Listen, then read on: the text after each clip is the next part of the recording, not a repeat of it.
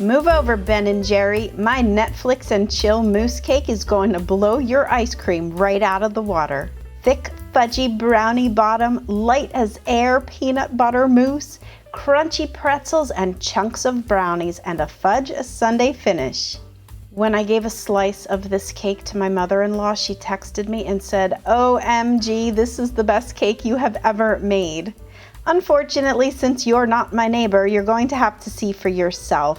But this mousse cake is really easy to make, especially if you try out my box brownie hack for perfect fudge brownies without the eggs. I do, of course, have a scratch recipe for brownies if you prefer, and I'll link to everything that you're going to need to make this Netflix and chill mousse cake in the description below the video. So I'm baking the brownie batter into two 7-inch layers.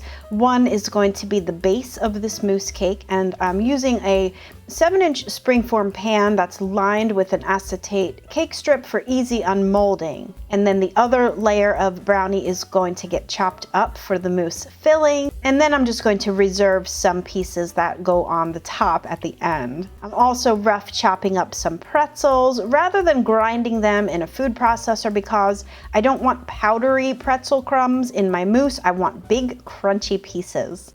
And now we can get to making this easy peanut butter mousse recipe. Now I've slightly melted my peanut butter to this drippy consistency, and this is going to make it easier to fold everything in. And just really quick, I'm sorry, but for those out there calling your mousse recipes without adding a meringue, hello, that's not mousse.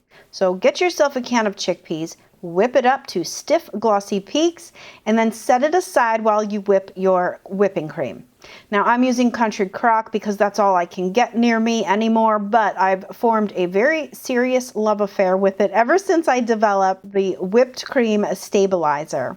Go check out that video if you have had enough of super soft flopping whipped cream. All right, back to this mousse recipe. Next, we have to get the plant milk with the sugar and agar to a sauce pot.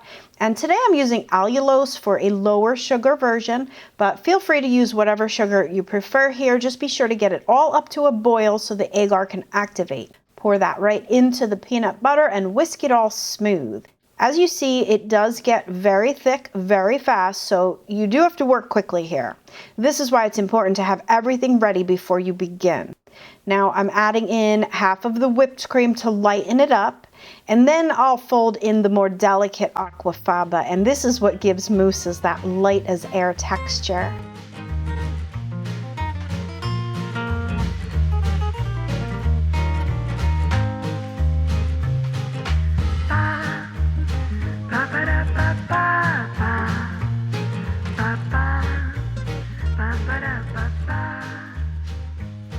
Now fold in the rest of the whipped cream, and last the brownie chunks and the pretzels, and pour it right into that ring mold. Get it into the freezer for just about an hour or two to set, and then we can finish this bad boy off.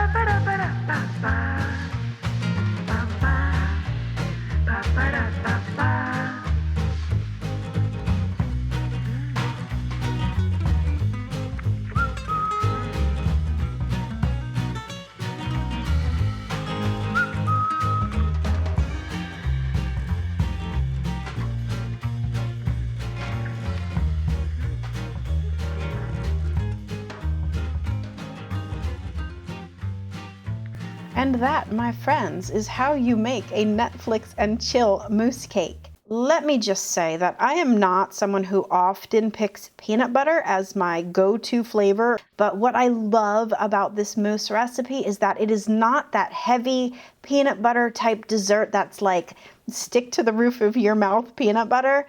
This cake is so light and airy with a light peanut butter taste. Oh, Netflix and chill mousse cake is far better than that Ben & Jerry ice cream, so save yourself $5 and make this cake instead.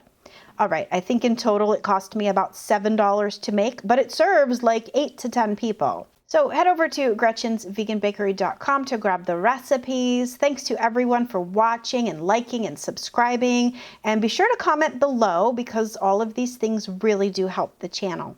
Speaking of helping the channel, a great big thank you to my patrons on Patreon and my pals in PayPal for the continued support. These folks and their monthly pledges keep me buying ingredients so I can keep on sharing and testing my recipes for free. If you think you can help for as little as a cup of coffee a month, click the links below to find out how. All right, everyone, thanks so much for watching, and until next time, happy vegan baking. Bye for now.